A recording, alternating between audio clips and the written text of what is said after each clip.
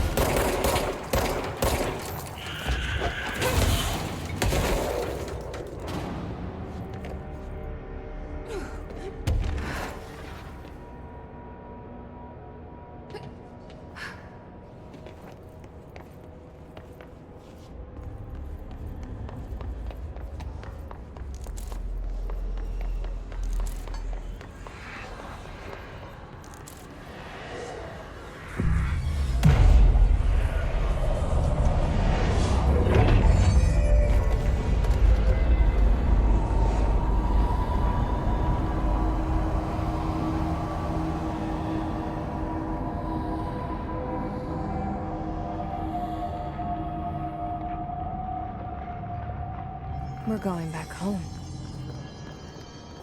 Of course we are. It started there, and it's never gone away.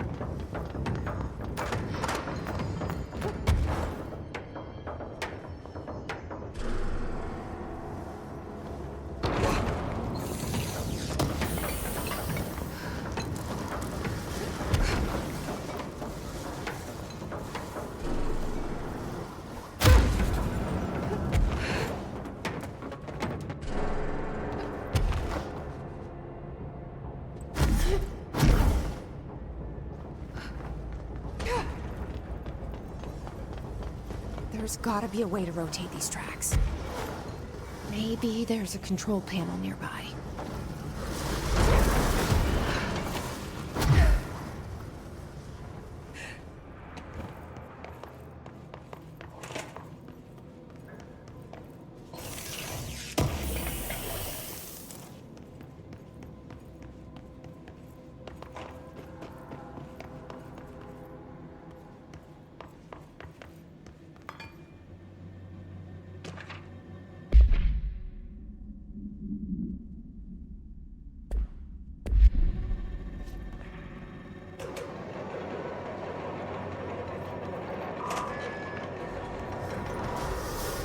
It won't rotate.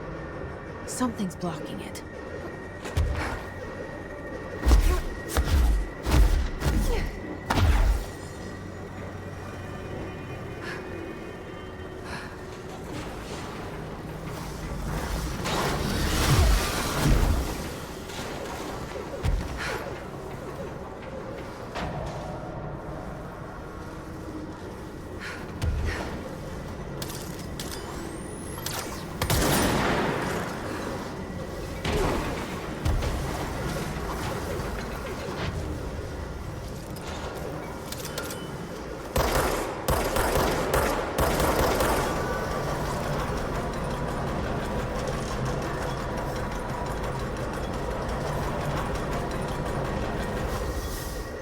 Won't rotate.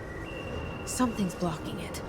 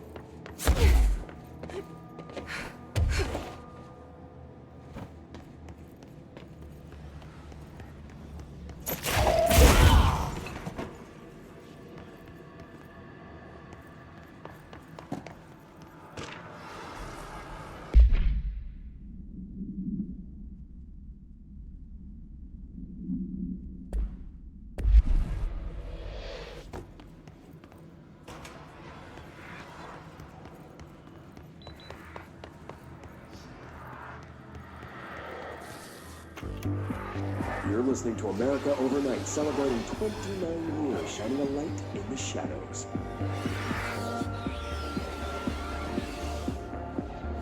Thank you for staying with us. Here's our first caller. What I'm about to tell you, if they found out, I don't know what would happen. If who found out, brother? The men in the suits. They told me it was an industrial accident. But this is something else. Something nobody talks about. Ordinary. This certainly doesn't sound very ordinary, caller. No, not ordinary. Ordinary. It's a town. And it wasn't an industrial accident. I mean, that's what they said.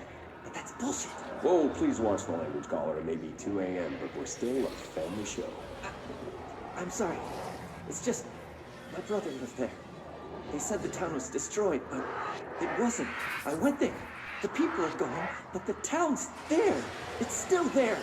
So the population of an entire town disappears, yet the town remains. Tell me, was the phrase, "there is no salvation," written anywhere? I'm not sure. The same thing happened in Brazil in 23, a village called Rio Verde. More than 600 people just up and left. The government said they were fleeing guerrilla forces, but we know the truth. A mass abduction, as predicted by my regular guest, Dr. Quincy Reagan. Abduction? You mean aliens? That's bullshit! I know they're lying! Now I warned you about the language, caller. I'm afraid we're gonna have to cut you off. And good timing too. It's time for a short break. Hang in there. America Overnight will be right back.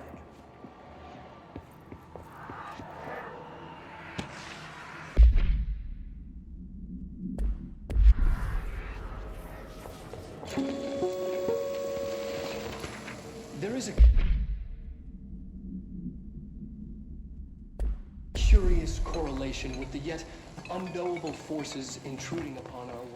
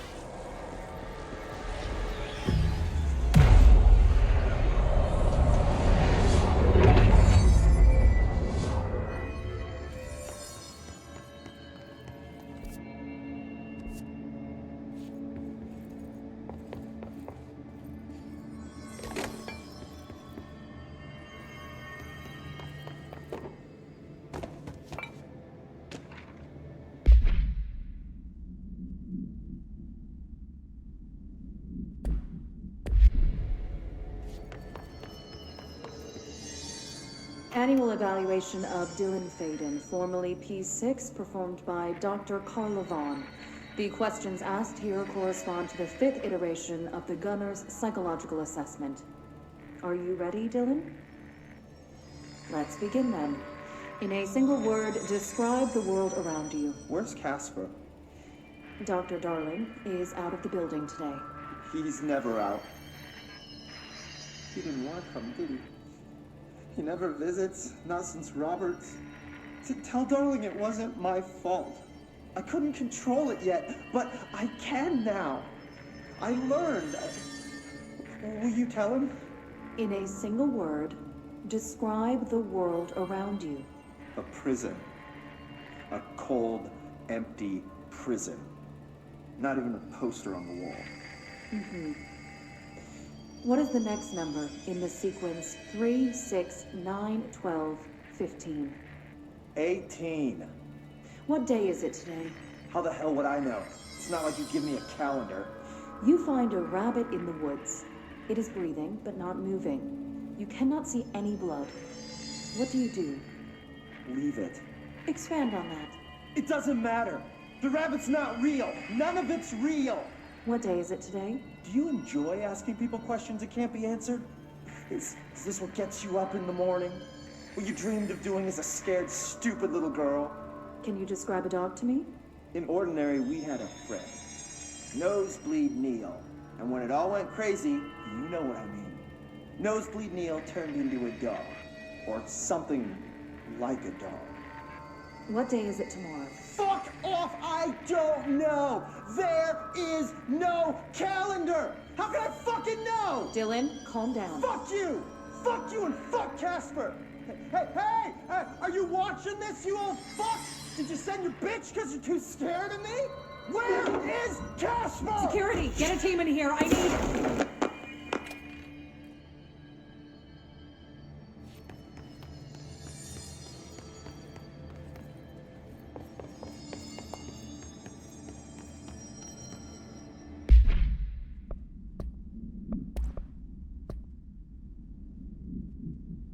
Annual eval...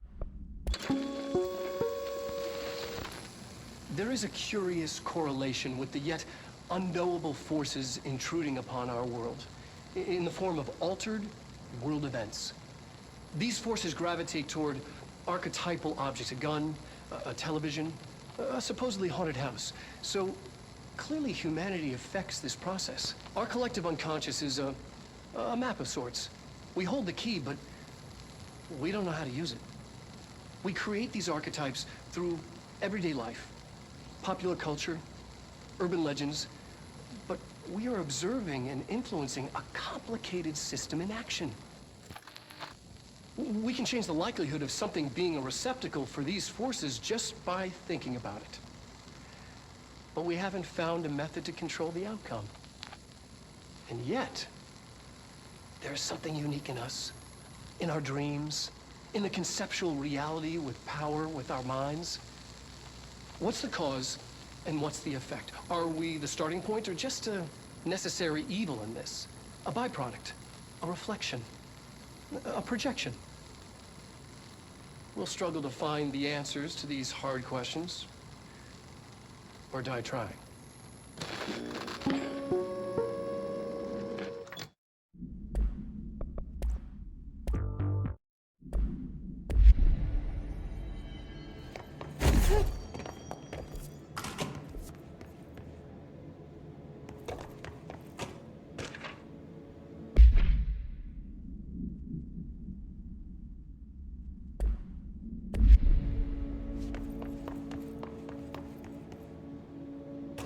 See what they have on ordinary.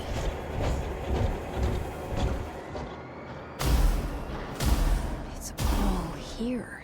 Our home, our school, the woods, the dump.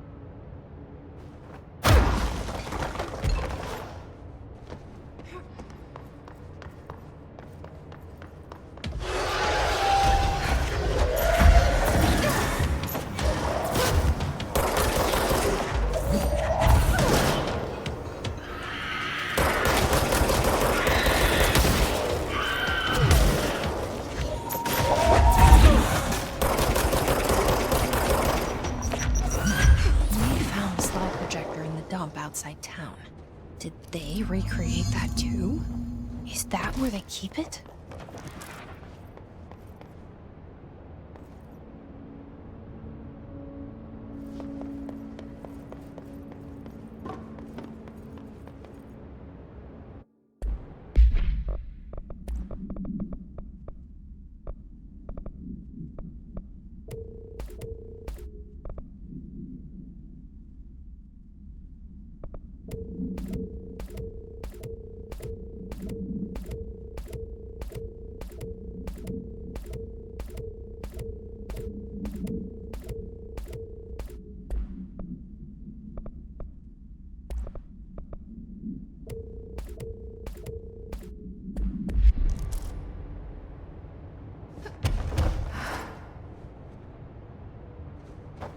They say when you visit your childhood home, everything feels small.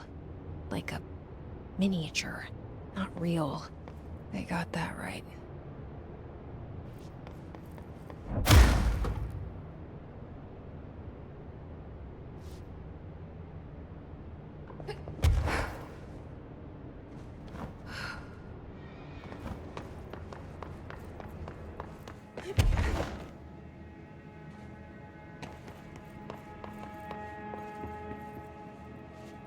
You mentioned a poem last time we talked.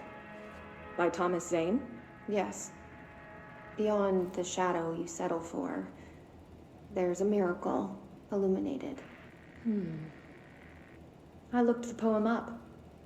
Only I couldn't find any poet by that name. I did find a European filmmaker who moved here in the 60s, named Thomas Zane. What? I don't... No matter. It suits you very well. The poem. How you see things. Maybe you wrote it yourself? I didn't. No matter. You've said a few times that you feel like there's a piece of you missing. Can we talk about that? Okay. Yeah, it's this... I feel an emptiness, a yearning for something that I think I lost. It's natural for you to feel that way. Your brother and your parents are dead. No. No. Dylan's not dead. And that's not even it. You're referring to the imaginary friend from your childhood? Polaris. She's come back. After a long time, she's calling me. In a dream I saw, she showed me things. Jesse. It felt more real than anything. As real as what happened in Ordinary. The industrial accident in your hometown? That you believe Polaris caused? No, it wasn't an accident. There was no industrial accident, and Polaris didn't cause it. She saved me and Dylan. Jesse... No! It was a cover-up. The government knows about it. There were agents there. Agents from... I don't know exactly. They took Dylan. I'll find them. I won't stop looking. Polaris wants me to go to New York. There's a building there. I have to leave soon. I have to be there at a very specific time. Something hugely important is going to happen. Jesse, you know we can't let you go until you're well. And that begins by understanding what's real and what's imagined.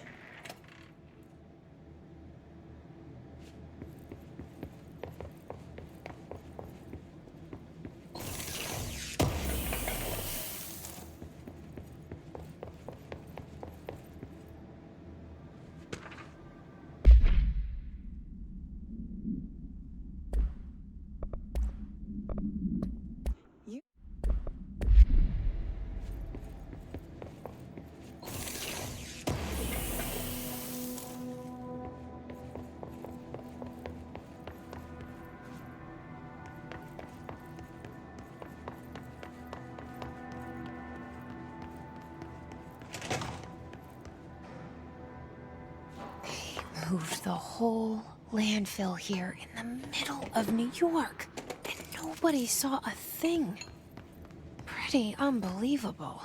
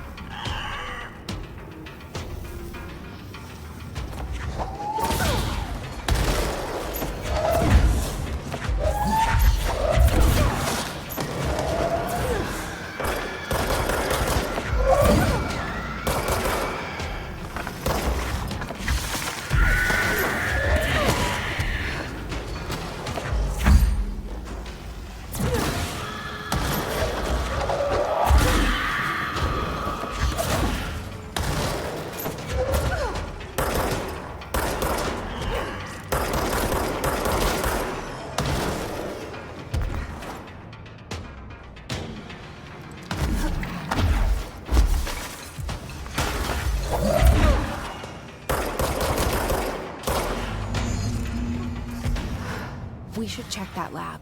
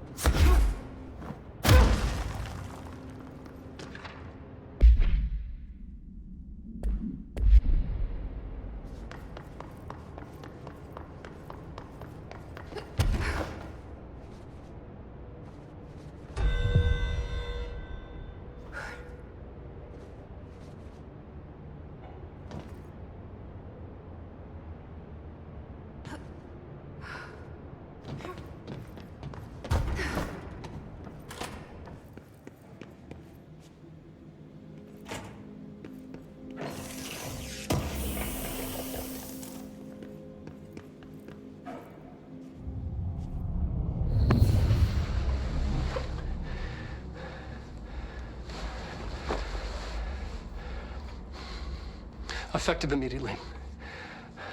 I'm setting up a new department. Dimensional research in the research sector.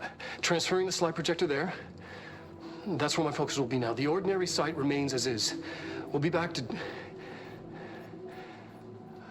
I don't know when.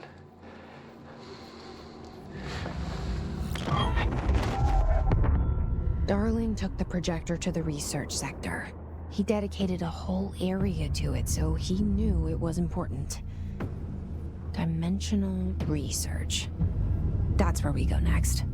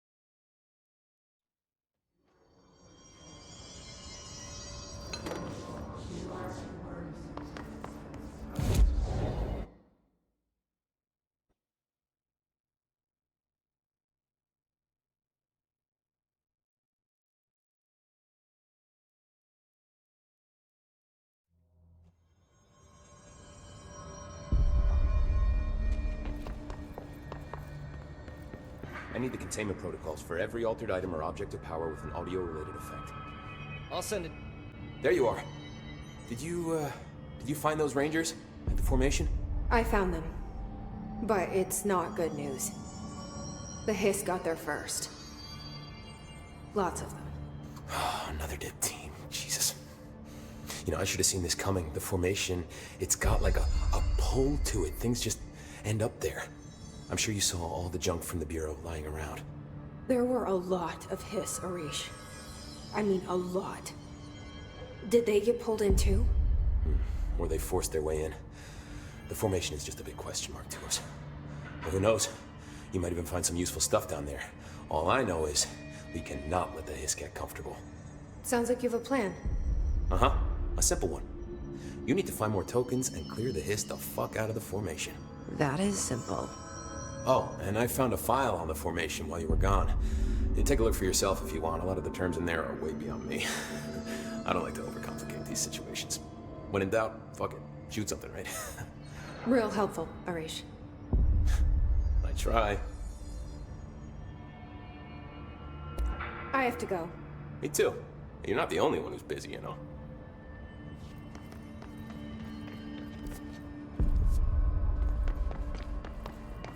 This is all part of the plan.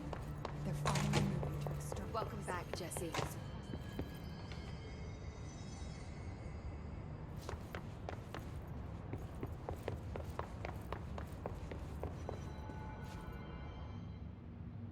Do you remember Mr. Tomasi, the head of communications? The Hiss he was changed into showed up in containment, near the turntable. I'll take care of it. That thing's not getting away this time. I've heard reports about his particular use of language and intonation when repeating the Hiss babbling. The biological and behavioral distinctions between different Hiss-corrupted individuals is truly fascinating. I wonder if I could categorize the data. And she's already off on her own thing. I should get going. Don't let me hold you up. See you when you get back. I bet when this is all over, we find out that man is their time. The thunders hold the swords here.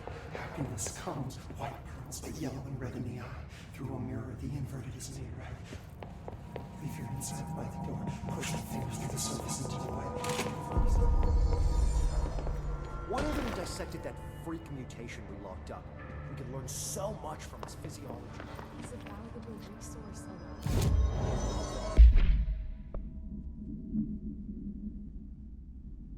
No, that's fine. I'm sure we can find a more constructive use.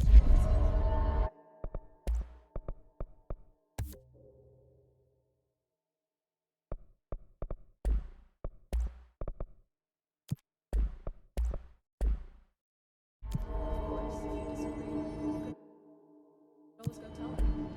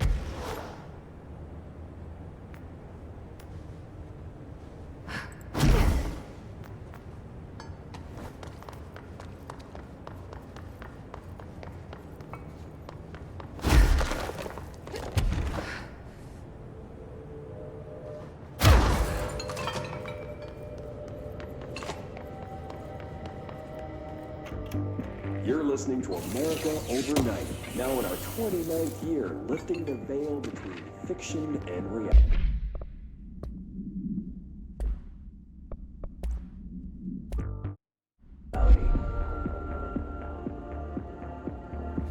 Thank you for staying up with us. I've been getting a lot of calls about this.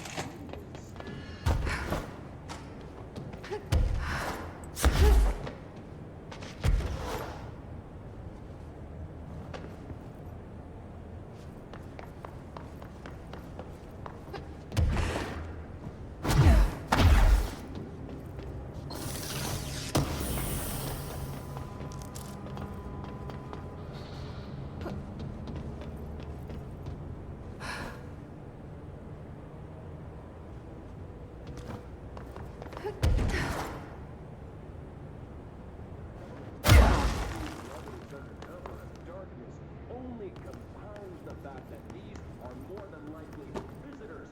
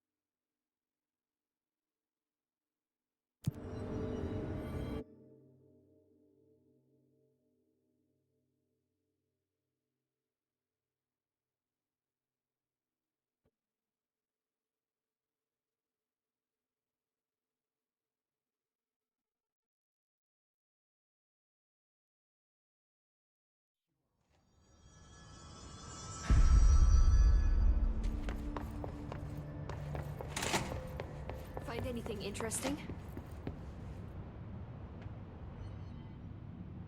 I took care of the Tomasi problem.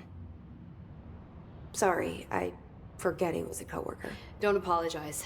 That wasn't the real Tomasi. He died when the hiss got him. You're right. I just didn't want to be insensitive. Sentimentality is a weakness in situations like these, Jesse. That's Bureau 101. I don't think Emily's in danger of being called sentimental. I should get going. Don't let me hold you up.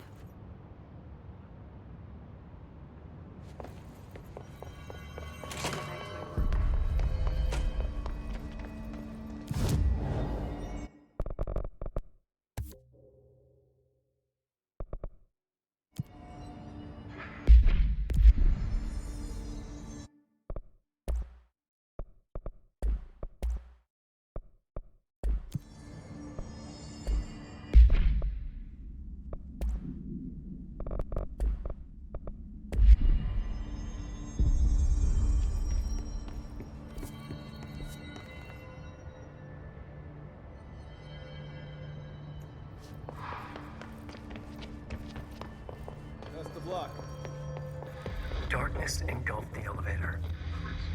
There was something there, reaching for her, trying to make her act. It was a distress call. Faden sensed a drowning man, a hunger in the dark. Investigation sector. Investigation sector, huh? We should check this out.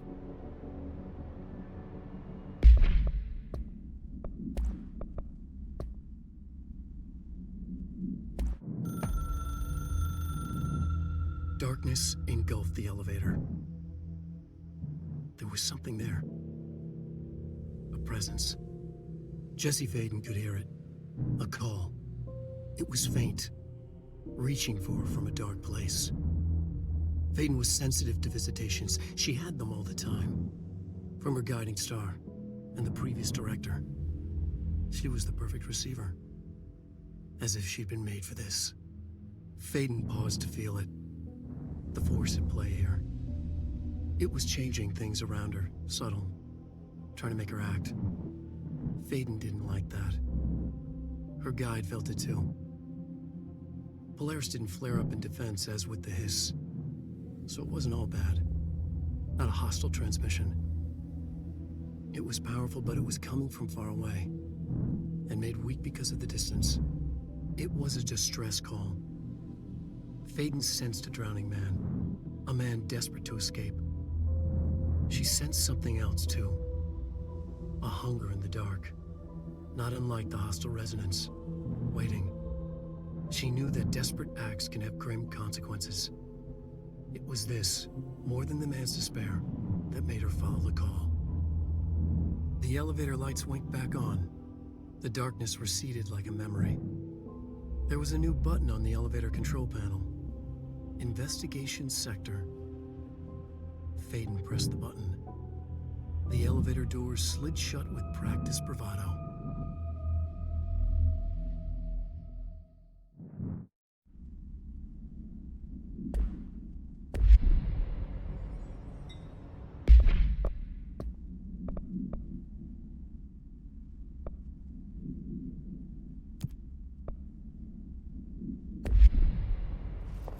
We'll watch the place while you're gone.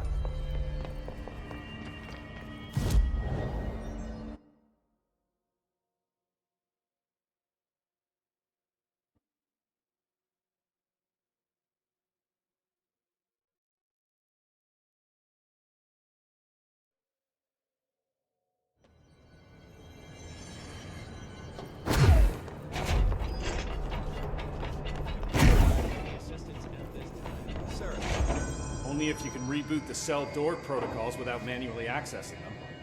Sir, we are not capable of completing that task. Please assign us a different task. Why are you talking like that? You know what? Never mind. I'll take care of it. Every altered item on your list is now back in the Panopticon, safe and sound. That's a load off my mind. Missing altered items don't exactly reflect well on me, you know. Did they give you any trouble? The flamingo pulled me into the astral plane just like the fridge did. That same creature was there.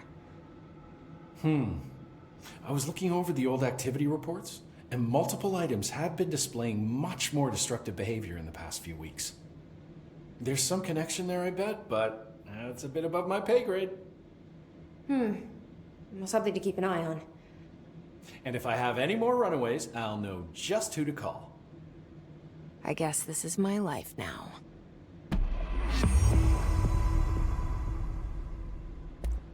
Do you often see people with abilities like mine? We have some paranaturally inclined agents at the Bureau. Nothing as impressive as you, though. Of course, we did have your brother here. He got a special cell up top. Darling put his own people in charge. Like I couldn't be trusted. I couldn't even get into the room. In my own Panopticon. I tell you, the way that Darling runs things, there ought to be an investigation. Anyway, what were we talking about? Don't worry about it. Do you know anything about an object of power called the slide projector? Doesn't ring a bell, but Trench's chosen few never tell me anything. Not that I'm complaining. The inner circle works non-stop. I'm pretty sure Darling sleeps under his desk. No, thank you. I have a cat to feed. I hope Blankston's got a pet sitter. Have you ever seen an AWE? Not out in the field. The AWEs are just altered items doing their thing. The Bureau goes in, locks everything down, and then they bring me back some clock or a gumball machine that made the town blind or something. Just like an ordinary, with the slide projector. What do you think of Marshall? Marshall's nice enough. A little too special ops for me. Solves everything with a bullet. Respect and ritual will placate altered items better than any gun. How's that? Some people believe altered items are conduits to extra-dimensional forces which require ritualistic worship to be appeased. It's just a theory I heard. I don't know much about it. I feel like he's a few minutes away from a rant about elder gods and blood rites. I'll see you later, Langston. I'll be here. Numerous cell breaches everywhere.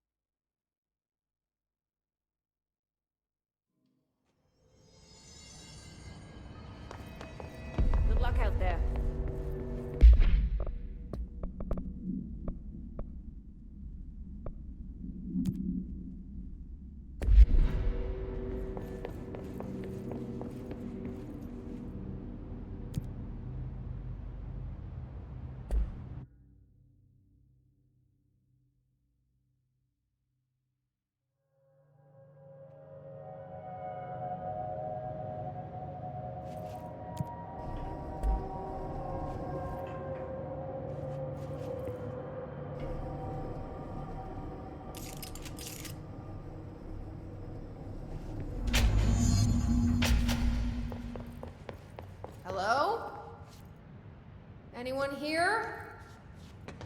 Guess not.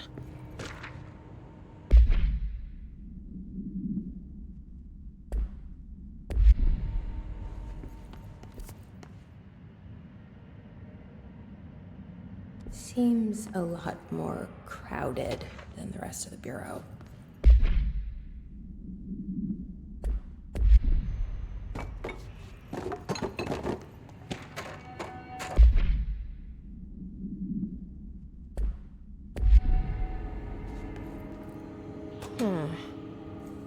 It's not working. Probably a loose power core somewhere.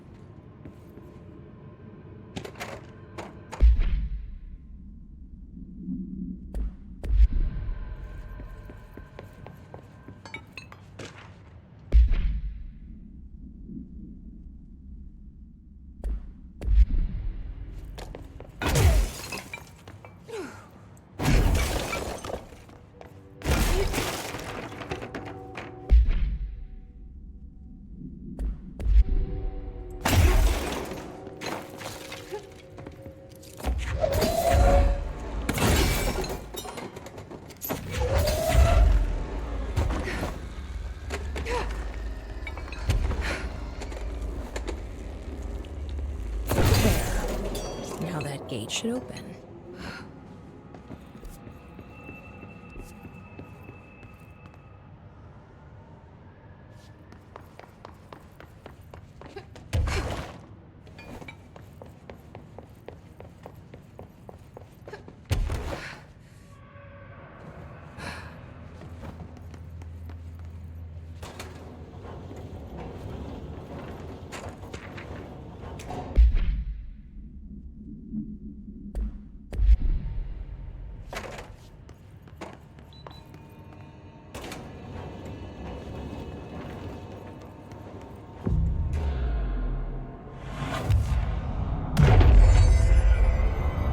I'm no detective, but something definitely happened here.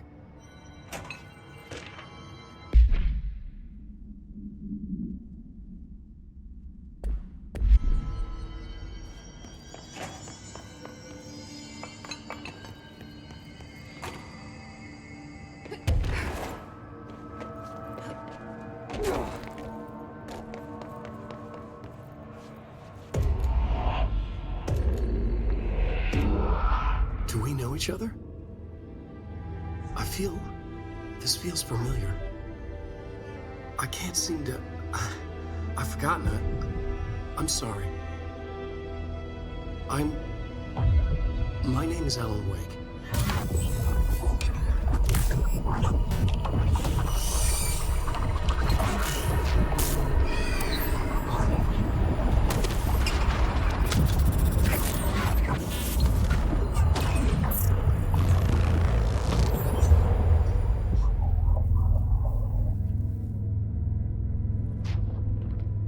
Who are you?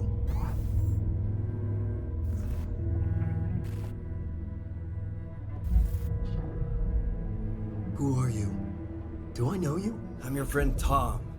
Tom Zane. There's nothing to worry about. Tom. The poet. The diver. You look different. That was just a role. A character. The protagonist I played in my old film. I'm a filmmaker. An auteur like yourself. We're working on this together, remember? An artistic collaboration.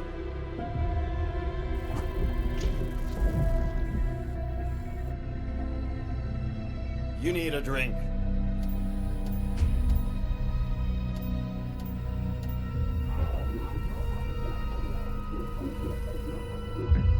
Yippish.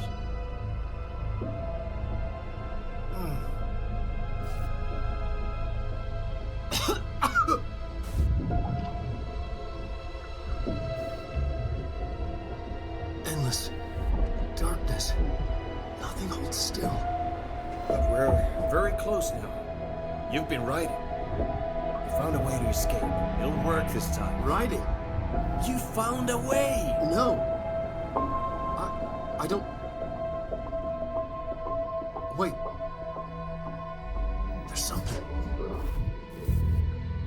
It's my double. He's out there. I've seen him. Yeah. Nothing to worry about. I'm dealing with it.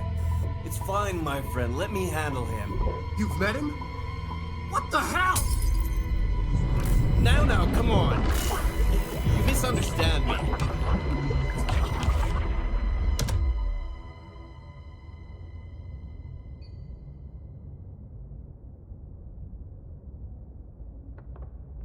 That was Alan Wake, the writer who went missing in that AWE case I read about. What's he doing here? And Thomas Zane was with him. The poet. No, wait. He was a filmmaker. I always remember that wrong.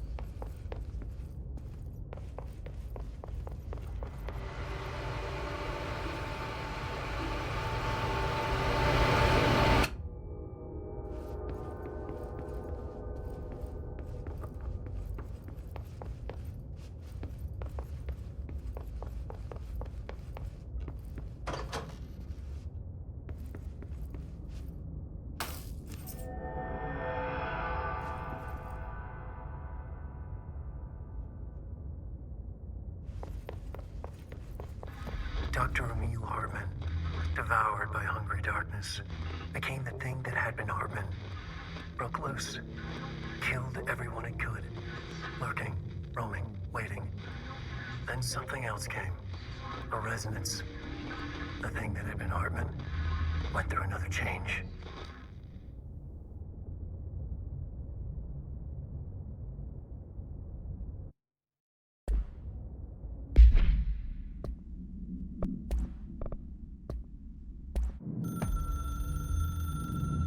Dr. Emil Hartman was desperate.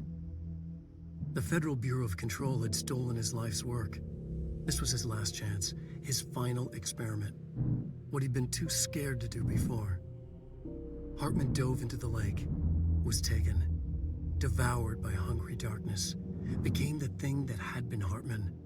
Only an echo of him remained, fragmented impulses on autoplay, violent, bloodthirsty darkness in the driver's seat. Emerging from the lake, the thing was captured by the FBC. Brought in, contained, studied. The thing broke loose, killed everyone it could. The FBC fell back and sealed the sector. The thing was alone in the dark, lurking, roaming, waiting. Then something else came. Not darkness, but similar enough. A sound. A resonance. It shouldn't be a surprise. If there's one, why not another? The darkness inside the thing could have been immune, could have resisted, fought, could have been passed by, passed through with no effect. But it didn't, and it wasn't. Maybe it had grown weaker over time, not aged. It was timeless, but weaker with no link to its source. A metamorphosis followed. The thing that had been Hartman went through another change.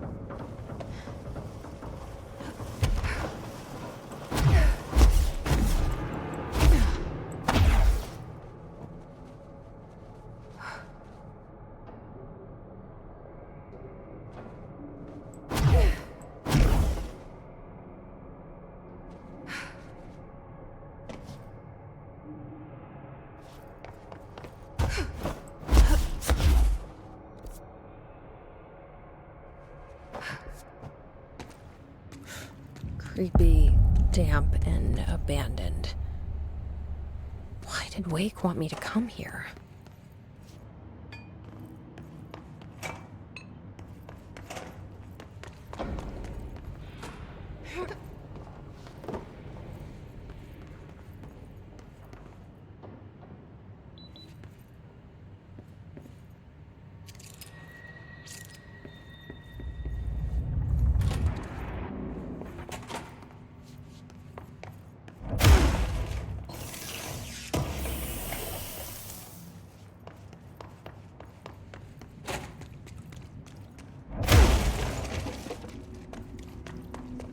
That doesn't look like a house shift. Do I even want to know?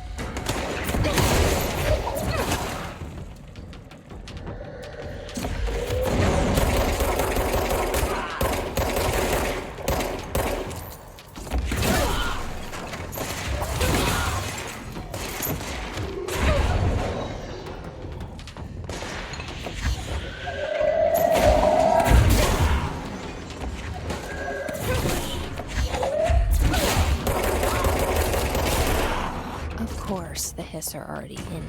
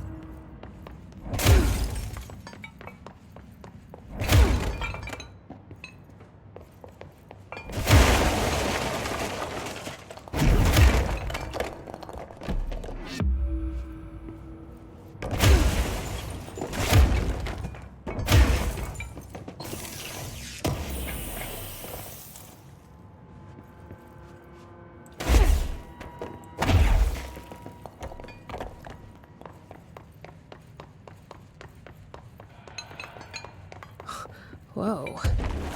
Looks like the house has gotten a little wild in here.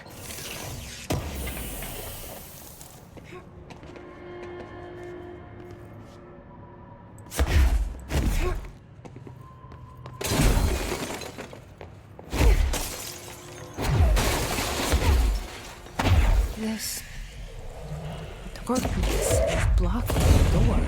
So now I have to deal with an interdimensional noise and sentient shadows.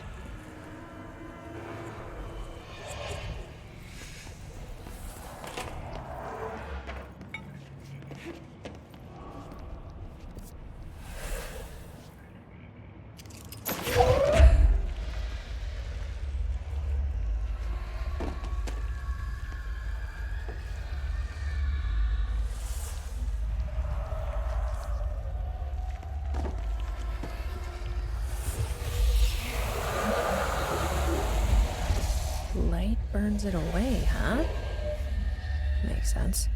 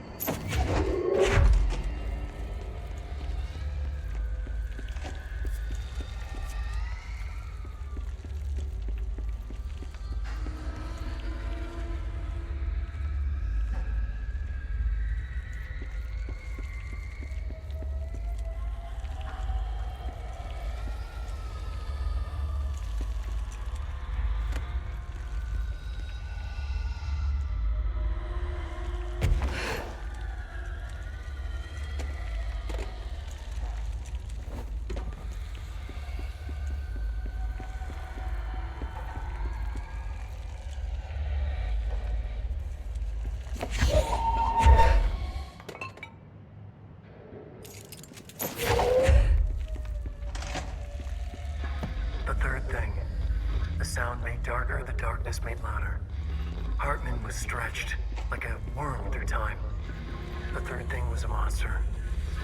Now he crashed out of darkness toward Faden.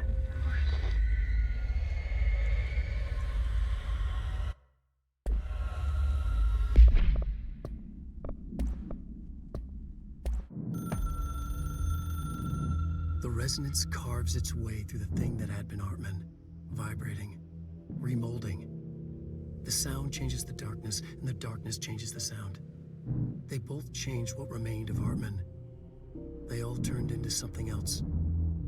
A third thing. The sound made darker. The darkness made louder. Hartman was stretched. Stretched as anyone when seen from out of time, like a worm through time. Almost an Ouroboros, a spiral, a maelstrom. The gravity well of a black hole, twisting inward, tightening, taking you deeper and deeper to the bottom, the heart, and through to the other side. The third thing said, when you hear this, you will know you're in new you. He said, we build you till nothing remains.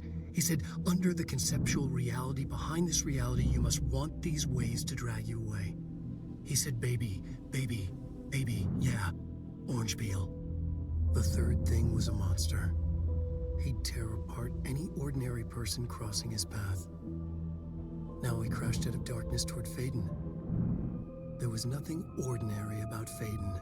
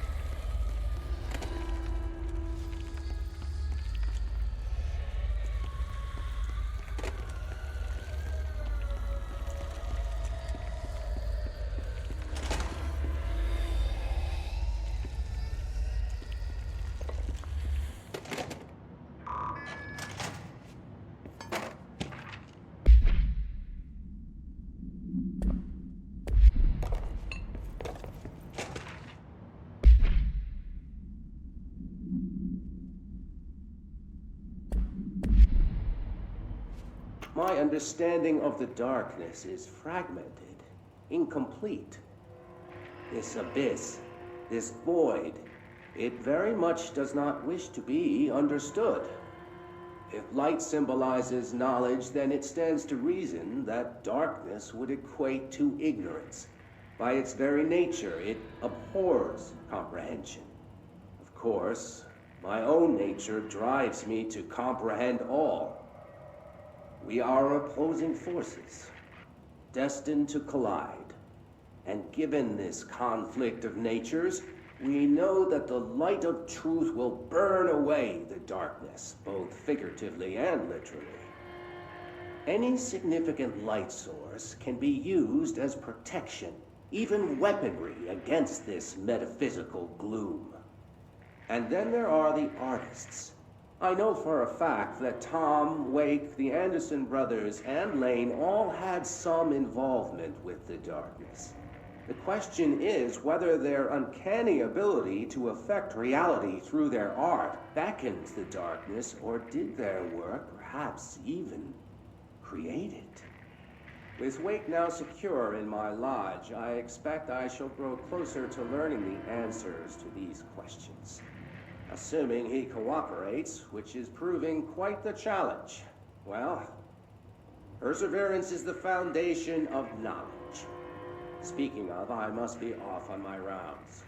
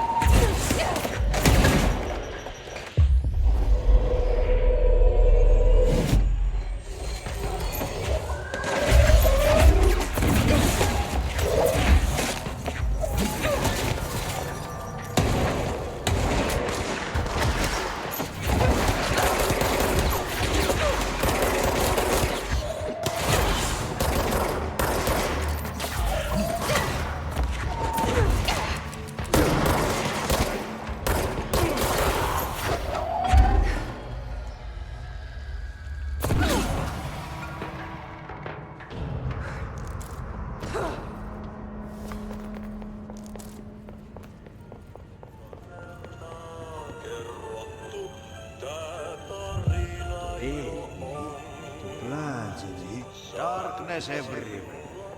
New day, same old bloody city, said the old lady. Right.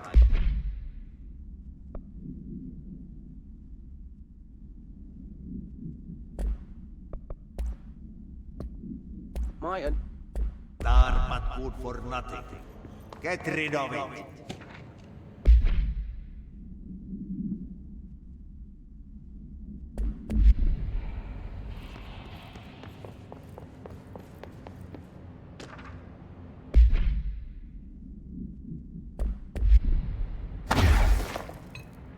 Agent Fisher, day 6 inside the motel. Utilized surveillance methods are as follows. Fiber optic cameras slid under the individual room doors. Motion detectors in the lobby area. Tripwire, triggering a flash camera across the main entrance. Even fingerprint powder on the front desk. Results are varying at best. But mostly just inconclusive and unusable. The footage is corrupted. Sometimes even the equipment is damaged. I don't know how, exactly. I think this place is making fun of me. That's the only explanation. I can hear them laughing and screaming behind the closed doors. I can hear the call bell go and ding multiple times a day, but when I look, there's no one there. I know I'm supposed to stay out of sight, but I've seen the doors closing just before I can catch even a glimpse of anyone or anything. They're messing with me, whoever they are. I think... Wait, shh. There's something. I gotta get this. Gotta get the cable out. Come on, you fiber optic fuck, cooperate. Okay, there we go.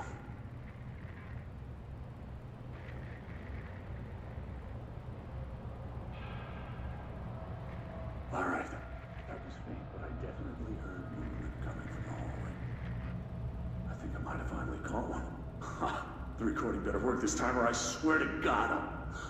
What? Hello? Who's there? Oh, shit. I'm with the FBC. Move away from the door. I have a... Where's my...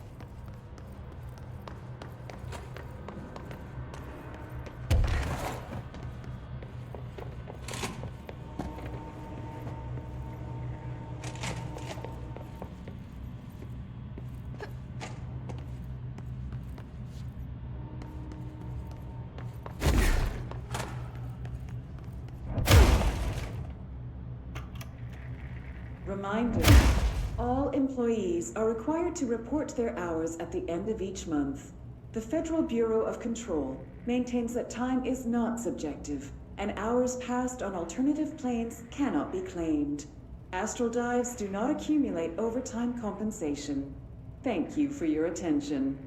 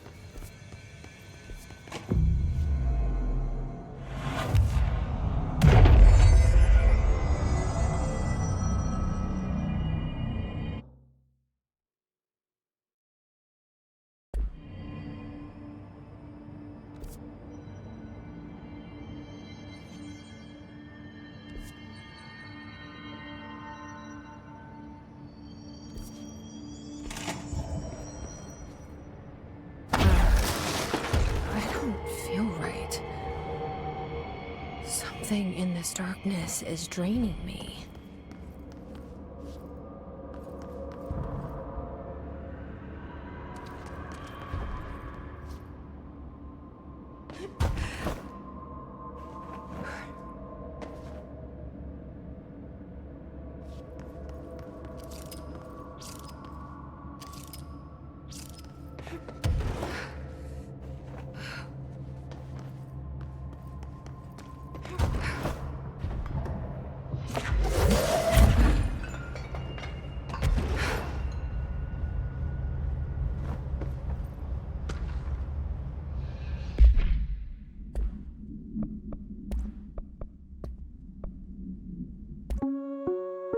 Reminder, all employees.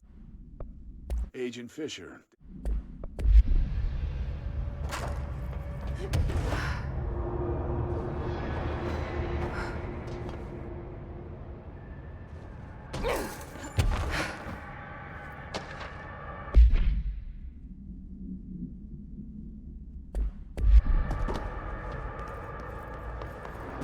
Brian Hennerman, 21 years old, resident of Southern Texas. I'm sorry, ma'am, but I don't understand why. Tell me about delivery disaster.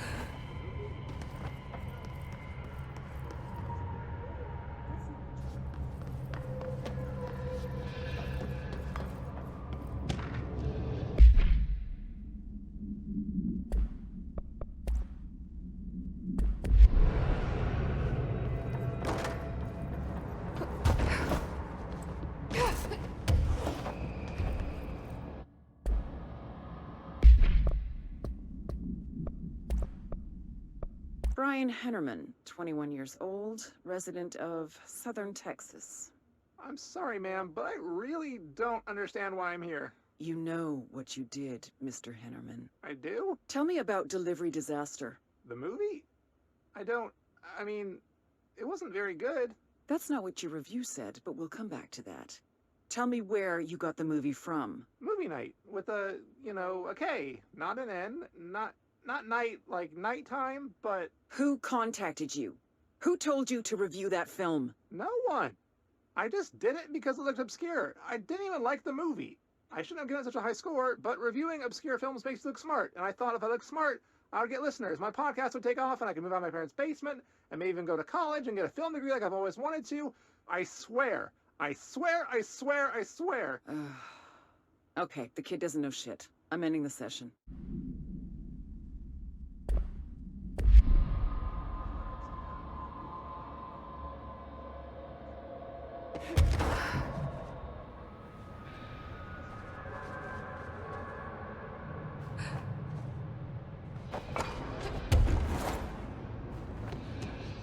Okay, this room is really intimidating and all, but I know my rights. It's not a crime to try and get a book signed. Making unauthorized contact with a dangerous paranatural entity is indeed a Bureau offense, Mr. Langston, and can be prosecuted as such.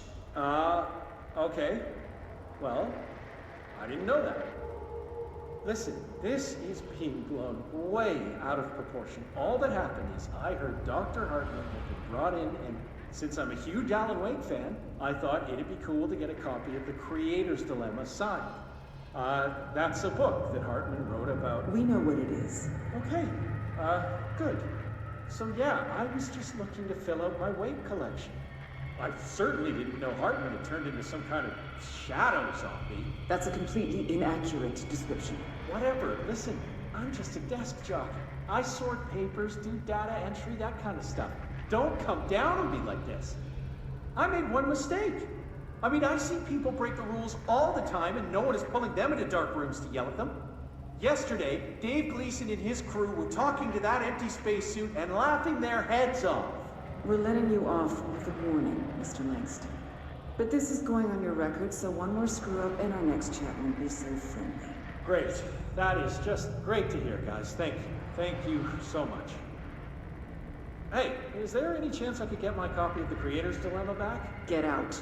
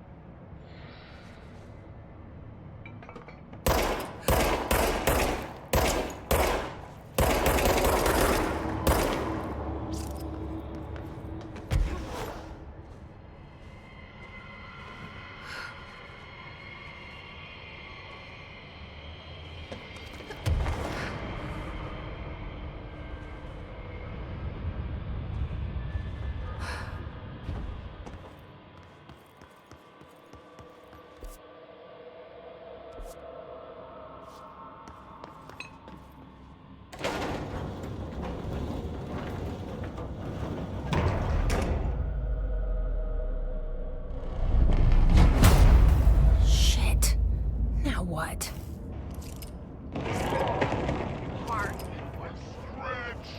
What is that? Powered by ugly darkness. Come on, elevator, time to go! Fuck, fuck, fuck! So you don't like light? Who is that?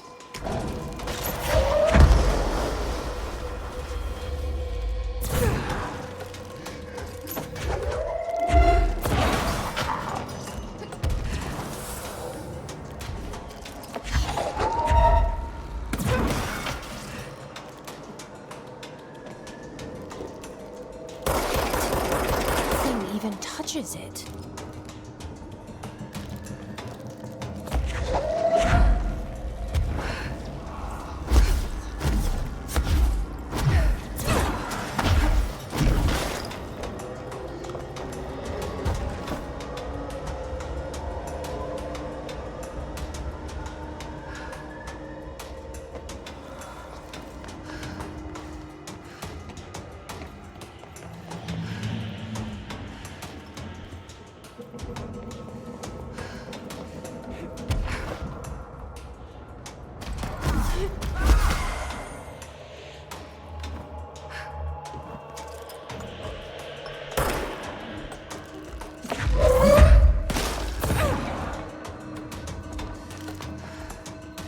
When you hear this, you will know.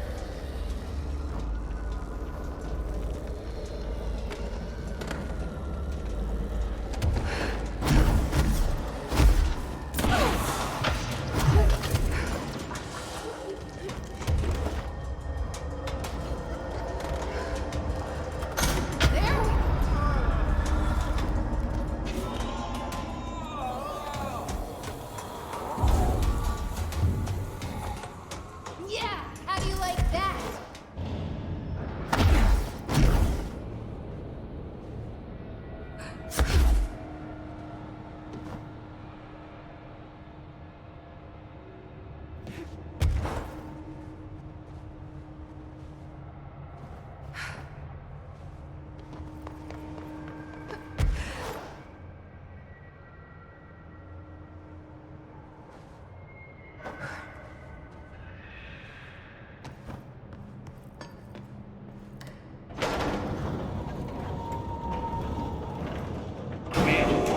What are you doing in investigations? Jesus, don't scare me like that, Langston. If you're talking right now, I can't hear you. It's a one-way system. Try to find an intercom.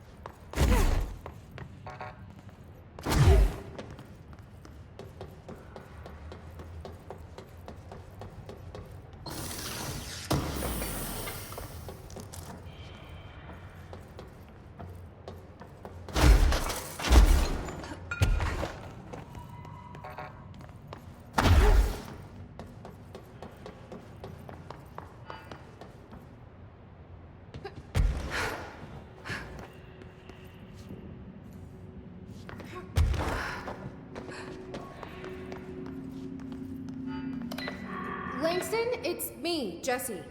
I know. I can see you on the monitors.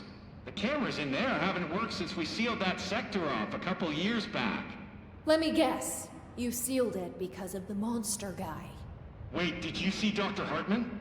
Jesus, I really wish you hadn't opened that fire break. Okay, listen, you need to find Hartman and kill him before he gets out into the Bureau. That thing is a person? He was a person. We brought him here to study after he was, altered in an AWE.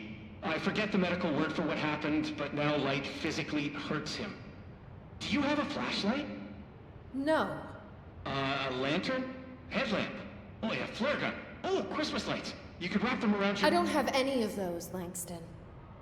Shit. Okay, well, I'm sure you'll think of something. I'll keep an eye on you from the panopticon. This is kind of exciting, right? Maybe from where you're standing. Right, okay. Well, break a leg. Oh, why did I say that? Okay, this Hartman thing can't have gotten very far.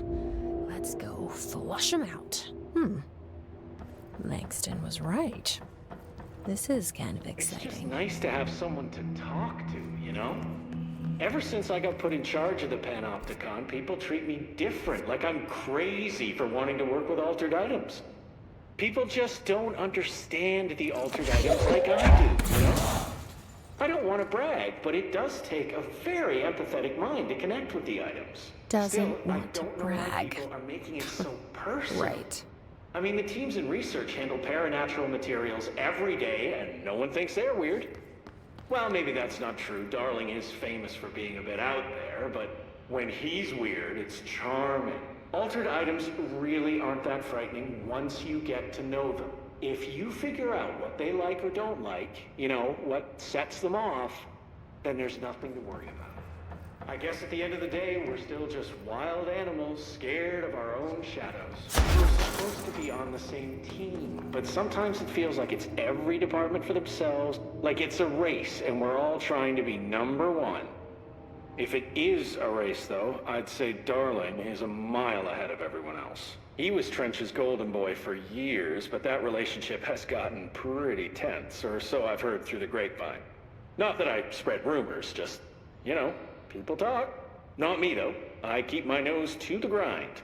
Too much work to do to focus on those kinds of things. I need to stay focused so I can get my work done and get home to feed Alfred. He's of course, just gonna talk forever, can't always isn't make he? it home for mealtime, so I have my neighbor check in on Alfred at 7 o'clock if I'm not back yet. She's very nice. Her name is Maria. She's older. She came to New York in the 50s to attend school and has been here ever since. She has a couple of kids. I met them at Thanksgiving. Big family. Very nice people. Anyway, she has a key to my apartment and she gives Alfred his dinner if I'm not home. I'm gonna have to buy her a nice fruit arrangement as a thank you after this. I'm missing a lot of Alfred's meal times. She's probably gonna have to go to the store for more wet food. I'll have to remember to pay her back. Hold on, let me make a note. Pay back Maria for Alfred's food. Okay. Oh, one more thing. And buy her a fruit arrangement. All right, done. Are you a cat person? I don't think I ever asked. You seem like one, though. You'd like Alfred. He's very proper. Really carries himself well, you know? I named him after my favorite poet. Felt like a good fit. I got Alfred just before Sylvia died when I was at the... You know, I don't really remember where I got Alfred from. But, boy, those two did not get along. Oh, no. Sylvia thought she owned the place. Didn't like me getting in her way, scratched me more than once when I was just trying to move her food bowl. That cat was a real asshole. Wow. I'm realizing now that language was not harsh. entirely, professional. You see, Sylvia didn't tolerate most people, or animals, or anything. And that's what I meant when I said asshole. I would never use that word about a person. It was just, hey, there's a light flashing on the console here. I got to, check this out. I'll get back to you later. Real smooth, Langston.